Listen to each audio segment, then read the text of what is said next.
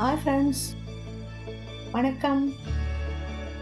இன்னைக்கு ஒரு கதை சொல்ல போகிறேன். இது ஒரு லவ்வர்ஸோட கதை.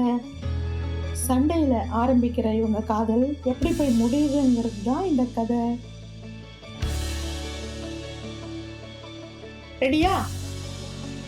வாங்க கதைக்குள்ள போகலாம். கோயில்கள் நிறைஞ்ச ஊர் காஞ்சிபுரம். அந்த ஊரில் உமன்ஸ் காலேஜில் முதல் வருஷம் படிச்சுட்டு இருந்தா மாதவி. தினமும் பஸ்ஸில் தான் போயிட்டு படிச்சுட்டு வருவா. அவன் அண்ணாவும் அதே ஊரில் ஒரு கவர்மெண்ட் ஜாப்பில் இருந்தாங்க. அப்பா ரொம்ப கண்டிப்பானவர். மாதவியும் எப்படியாவது கவர்மெண்ட் ஜாப்பில் சேர்க்கணும்னு பார்த்தாலும் படின்னு சொல்லிகிட்டே இருப்பார் அவங்க அப்பா. மாதவியும் நல்லா தான் படிப்பா. ஒரு நாள் அவளும் அவள் ஃப்ரெண்ட்ஸ் எல்லாம் பஸ்ஸில் உட்காந்துட்டு ஜாலியாக அரட்டை அடிச்சு பேசிட்டு இருந்தாங்க. பார்க்குற எல்லாத்தையும் ஏதாவது பட்டை பேர் வச்சுட்டு சும்மா அந்த மாதிரி ஜாலியாக அரட்டை அடிச்சு பேசிகிட்டு இருந்தாங்க.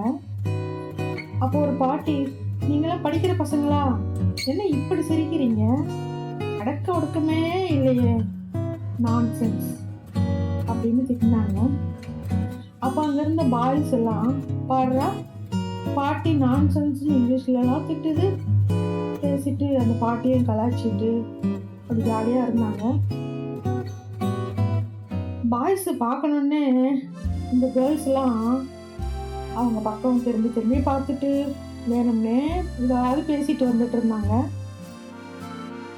அப்போ மாதவி, எங்கடி அந்த ஒல்லி பையனை காணோம்? யாரு? பிரபா கேட்டா. அதான் ஒல்லிக்குச்சி, சிவப்பா ஒல்லியா, யார்கிட்டயும் அதிகமாக பேசாமல் வருவானே அவன். பசங்க காதல விழப்போகுதுடி, மெதுவா பேசு, யாராவது போய் சொல்ல போறாங்க. சொல்லட்டுமே, எனக்கு என்ன பயம். இந்த ஒல்லிக்குச்சி அப்படிங்கிற வார்த்தை அவ வாழ்க்கையே மாத்த போகுதுன்னு தெரியாம சிரிச்சுக்கிட்டே வந்தா. மறுநாள், யாரடி அவ என்ன ஒல்லிக்குச்சின்னு சொன்னது? கத்திக்கிட்டே பஸ்ல ஏறினா சிவா. மரியாதையா சாரி சொல்லணும், இல்லை நடக்கிறதே வேற, சத்தமா கத்தினா சிவா. சிவாவுக்கு தெரியும் மாதவி தான் சொன்னான்னு சொல்லிட்டு. அவள் ஃப்ரெண்ட்ஸில் ஒருத்தி சிவாவோட சொந்தக்கார பொண்ணு. அவள் போயிட்டு அவங்கிட்ட மாதவி சொன்னதை சொல்லிட்டு இருக்கா. மாதவிக்கு கண்ணெல்லாம் கலங்கிருச்சு, ரொம்ப பயந்துட்டா. விளையாட்டா பேசுனது பெரிய தப்பா போச்சே, பயந்து நடுங்கினா. சிவாவோட ஃப்ரெண்ட்ஸ் எல்லாம், சிவா விடுறா அப்படின்னு சமாதானம் செஞ்சாங்க. மாதவி அழறது போல இருக்கிறத பார்த்தான் சிவா. சிவாவோட ஃப்ரெண்ட்ஸ் அவனை கையை பிடிச்சி பஸ்ஸுக்கு முன்னால கூட்டிட்டு போயிட்டாங்க. மறுநாள் பஸ்ல வரும்போது அமைதியா வந்தா மாதவி. இனி யாரு கூடயும் பேசக்கூடாது, நாம பாட்டுக்கு சைலண்டா இருக்கணும்னு முடிவு பண்ணிட்டு உட்கார்ந்துருந்தா. இன்னைக்கும் சண்டை போடுவானா அப்படின்னு நினைச்சு பயந்துகிட்டே வந்தா. மெதுவா சிவா வந்துட்டானான்னு எட்டி பார்த்தா மாதவி. முன்னால நின்றுட்டு இருந்த சிவாவும் திரும்பி பார்த்தா மாதவிய. சட்டுன்னு மாதவி வேறு பக்கம் திரும்பிட்டா. கொஞ்ச நேரம் கழிச்சு திரும்பவும் எட்டி பார்த்தா மாதவி. சிவாவும் அதே மாதிரி மாதவியை திரும்பி பார்த்தான். 2-3 நாள் இதே மாதிரி தொடர்ந்தது. மறைஞ்சு பார்த்தா மாதவி. காதல் மின்னல் தாக்கி விட்டது இருவருக்கும்.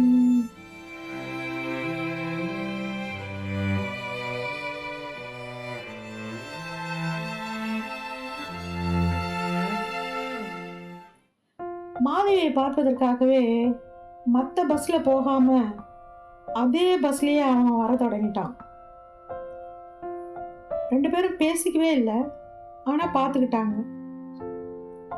இப்பெல்லாம் பஸ்ல முன்னால நிக்கிறது இல்ல சிவா, அவ பக்கத்துல வந்து நின்றுட்டு இருப்பான். பஸ்ல கூட்டம் இருந்தா அவனை பார்க்கறதுக்காகவே யாராவது பெரியவங்களுக்கு இடம் கொடுத்துட்டு மாதவி எழுந்து நின்னுப்பா. 2 வருடம் இப்படியே பேசிக்கொள்ளாமல் பார்வையிலேயே காதல் தொடர்ந்தது இருவருக்கும். அவன் புக்ஸை வாங்கி மடியில் வச்சுக்கிட்டா ஏதோ சொந்த பொருள் அவளிடம் இருப்பது போல் சந்தோஷமா இருக்கும் அவளுக்கு. ஒரு நாள் பஸ் காலியா இருந்தது. கடைசி சீட்ல மாதவி மட்டும் உட்கார்ந்துட்டு இருந்தா.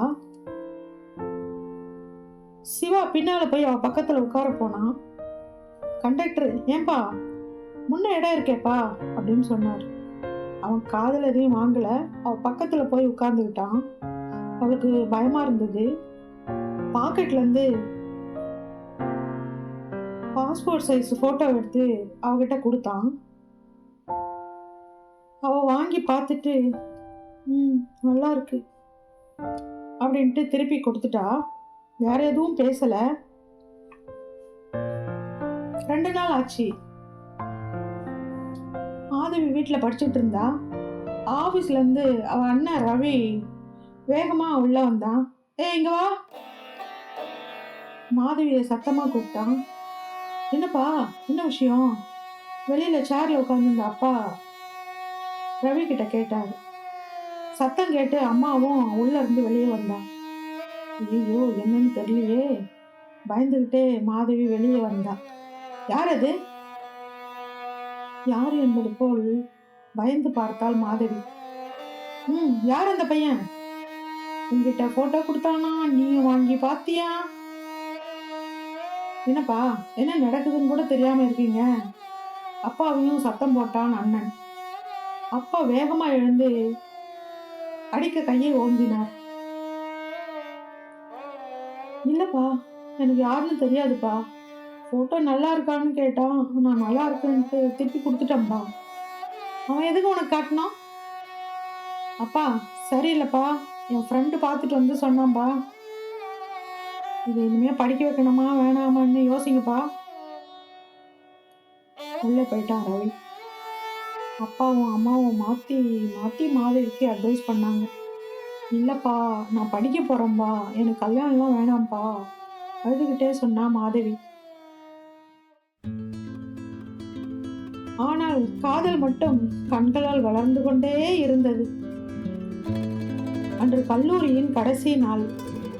இனி சிவாவை எப்படி பார்க்கறது? கலங்கினாள் மாதவி. மனசுக்குள்ள நம்பிக்கை மட்டும் இருந்தது. பேசுறதுக்கு செல்போன் கிடையாது. அவ வீட்டில் அவளுக்கு செல்போன் வாங்கி கொடுக்கல. அவள் வீட்டு மாடியிலேருந்து அப்பப்போ பார்க்கும்போது அவன் அந்த தெரு வழியாக வீட்டை பார்த்துக்கிட்டே போகிறது தெரியும். அந்த சில நிமிஷங்களுக்காக அவள் ரொம்ப ஏங்குவா. அவளை வெளியே அனுப்புறதும் இல்லை. மேலே படிக்கிறம்பா அப்பா கிட்ட போய் கேட்டா மாதவி.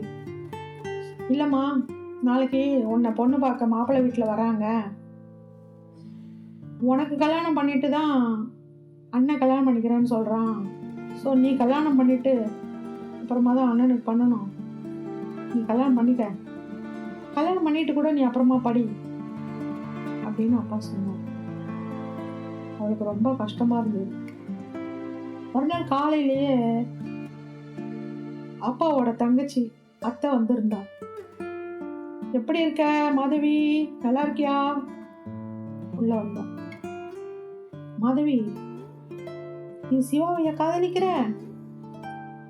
நேரடியா ஆனா மெதுவா கேட்டா அத்தை. தூக்கி வாரி போட்டது மாதவிக்கு.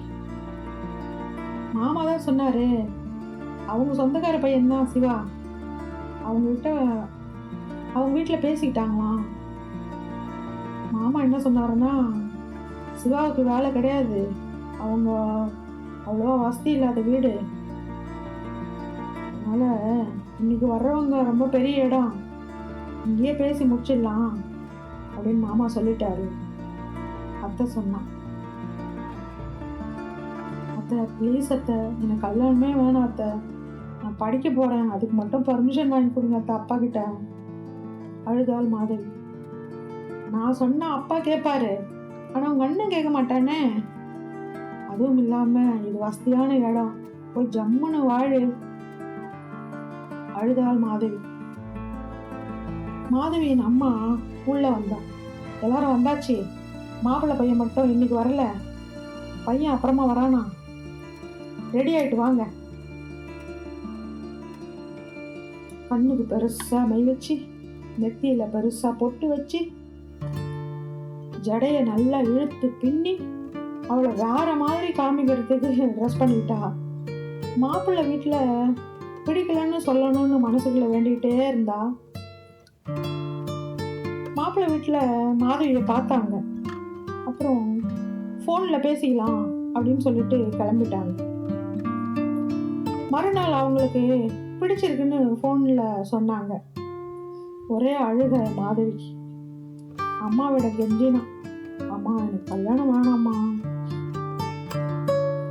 அத்தை போகும்போது அப்பாவிடம் சிவா விஷயத்தை சொல்லிட்டு போயிட்டான். அப்பா உள்ள வந்தார். மாதவியை பூஜை அறைக்கு கூட்டிட்டு போனான். சாமி முன்னால கற்பூரத்தை ஏற்றி வச்சுட்டு, இந்த கற்பூரத்து மேல சத்தியம் செய், அவனை மறந்துடுறான்னு. இல்லை நாங்கள் சாப்பிட்டோமா சொல்லு. அப்பா மிரட்டினார். அம்மா அழுதா. மாதவி அழுது கொண்டே, நான் மறந்துடுறேன்ப்பா அப்படின்னு சொல்லிட்டு கற்பூரத்தை கையால் அணைச்சா. கையை சுட்டுக்கிட்டா. அப்பாவிற்கு நம்பிக்கை வந்தது. மாதவிய அத்தை வீட்டுக்காரரு மாமா கிண்டல் பண்ணாரு. என்னம்மா காதல் தோல்வியா? சரி விடு, அவனை மறந்துட்டு போய் சந்தோஷமா வாழற வழியை பாரு. அத்தைக்கு பாவமா இருந்தது. மெதுவா மாதவியின் அப்பாவிடம், அதாவது அவளது அண்ணனிடம் பேசினா. அண்ணா, அவளை மேலே படிக்க வைனா, பாவம் அவளை வேலைக்கு போகட்டுமே. நாங்கெல்லாம் கல்யாணம் பண்ணிட்டு என்னன்னா பெருசா வாழ்ந்துட்டோம். அவளை படிக்க வைணும். தங்கையின் பேச்சை கேட்டு மாதவியை பிஜி படிக்க வைத்தார் அப்பா. ஃபோன் இல்லைனாலும் அவங்க காதல் தொடர்ந்துட்டு தான் இருக்கு. அடிக்கடி கோயிலில் மீட் பண்ணிக்கிட்டாங்க. அது தெரிஞ்சதும் அப்பா திட்டுவாரு, அண்ணன் திட்டுவான். இல்லை இனிமேல்ட்டு பார்க்க மாட்டேன்னு சொல்லுவா. மறுபடியும் கோயிலில் மீட் பண்ணுவாங்க.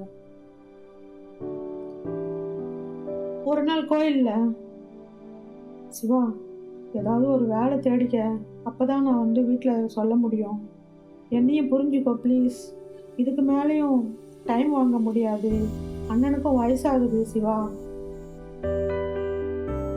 சரி, 4 இடத்துல அப்ளிகேஷன் போட்டிருக்கேன், கிடைச்சிடும் அப்படின்னு சிவா சொன்னான். சிவா வீட்டில் மாதவியை கல்யாணம் செய்துக்க சம்மதிச்சிட்டாங்க. எப்பவும் போல அத்தை தான் பேசினான். மாதவி சிவா கல்யாணத்துக்கு அண்ணன் ஒத்துக்கல. ஆனா மாதவியோட பிடிவாதத்தை பார்த்துட்டு அப்பா சரி தூரத்து சொந்தக்கார பையன் தாச்சு, சரி ஓகே அப்படின்னு சொல்லிட்டாங்க. சிவா வீட்டிலேருந்து மாதவியை பொண்ணு பார்க்க வந்திருந்தாங்க. மாதவியின் அண்ணனுக்கு இந்த கல்யாணத்தில் சுத்தமாக இஷ்டம் இல்லை. அதனால பேசாம உட்காண்டிருந்தான். சிவாவின் அக்கா, சரி பொண்ணுக்கு என்ன செய்வீங்க அப்படின்னு கேட்டா. மாதவி சிவாவை பார்த்தா, என்ன இது என்பது போல. அக்கா சுமாரு, நீ இருடா. சொல்லுங்க, பொண்ணுக்கு என்ன செய்வீங்க, என் தம்பிக்கு என்ன செய்வீங்க? மாதவியின் அண்ணனுக்கு கோபம் தலைக்கு ஏறியது. அத்தை வீட்டுக்காரு, சைக்கிள் செயின் 10 இருக்கு, அதான் போடணும் கிண்டல் பண்ணாரு. சண்டை ஆரம்பமானது. மாதவி அழுது கொண்டே எழுந்து உள்ள போயிட்டான். அத்தையின் குட்டி பொண்ணு சிவா கிட்ட போய், அக்கா அழறா, என்னன்னு கேளுங்க அங்கிள் அப்படின்னு சொன்னான். உடனே சிவா எழுந்தான். ப்ளீஸ் எல்லாரும் கொஞ்ச நேரம் அமைதியா இருங்க. மாமா சாரி மாமா, நான் எதுவும் கேட்கல மாமா. நீங்க நல்ல நாளா பாருங்க, சிம்பிளா கல்யாணம் நடந்த போதும் மாமா. அக்காவை முறைத்தான். யாரும் எதுவும் பேச வேணாம் என்று அக்காவை பார்த்து சொன்னான். உனக்காக தான்டா பேசினேன், ஒன்றும் பேச வேணாம் அப்படின்னு. அங்கிள், குட்டி பொண்ணு ஓடி சிவாவின் மடியில் உட்கார்ந்து அவன் கன்னத்தில் முத்தமிட்டாள். உள்ள இருந்து மாதவி வெட்கத்தோடு சிவாவை எட்டி பார்த்தாள். 4 கண்களும் பேசிக்கொண்டது. அடுத்து என்ன? அடுத்த நல்ல நாளில் இருவருக்கும் கல்யாணம்தான். இந்த கதை பிடிச்சிருக்கா? பிடிச்சிருந்தா லைக் பண்ணுங்க, சப்ஸ்கிரைப் பண்ணுங்க, ஷேர் பண்ணுங்க. நன்றி, வணக்கம்.